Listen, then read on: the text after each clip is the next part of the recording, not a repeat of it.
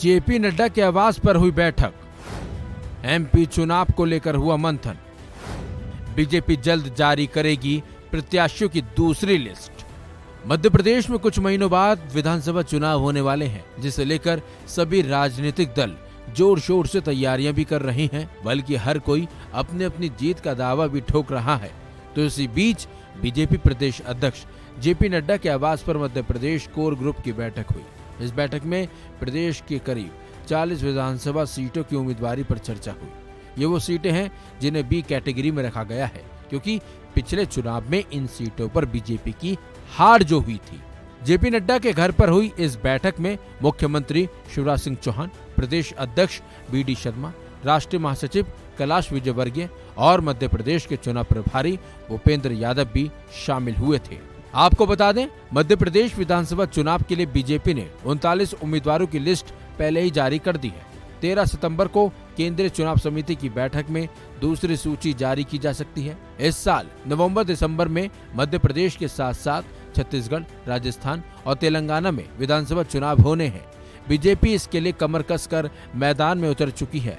कांग्रेस ने भी प्रदेश में सत्ता हथियाने के लिए पूरी ताकत झोंक दी है। तो वहीं केंद्रीय गृह मंत्री अमित शाह पिछले 2 दशक से बीजेपी शासन वाले इस राज्य में पार्टी को एक और बार बड़ी जीत दिलाने के लिए कमान खुद संभाल रहे हैं। उन्होंने बीते 20 अगस्त को मध्य प्रदेश का दौरा भी किया था और गरीब कल्याण महाअभियान के तहत शिवराज सरकार की 20 साल के कार्यकाल की उपलब्धियों का रिपोर्ट कार्ड पेश भी किया था। एक बार फिर अगर मध्य प्रदेश में बीजेपी की जीत होती है और शिवराज सिंह चौहान मुख्यमंत्री बनते हैं, तो वो देश में सबसे लंबे समय तक मुख्यमंत्री रहने वाले शख्सियत बन जाएंगे। इसलिए 230 विधानसभा सीटों वाले मध्य प्रदेश में एक बार फिर सत्ता हासिल करने के लिए बीजेपी कोई कोर कसर बाकी रखना नहीं चाहती है।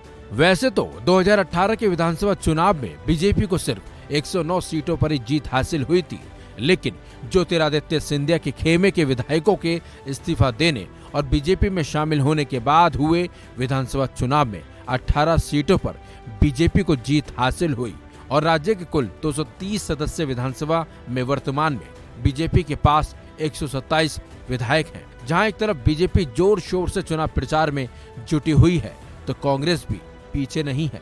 कांग्रेस भी मध्य प्रदेश विधानसभा चुनाव के लिए जोर शोर से चुनाव प्रचार में जुटी हुई है। कमलनाथ लगातार शिवराज सरकार पर हमलावर भी दिखाई दे रहे हैं ताकि विधानसभा चुनाव में जीत हासिल की जा सके। खैर, ये तो आने वाला वक्त ही बताएगा कि आखिर सत्ता पर कौन बैठेगा। इस खबर में बस इतना ही। अपडेट्स के लिए बने रहिए वन इंडिया हिंदी के साथ।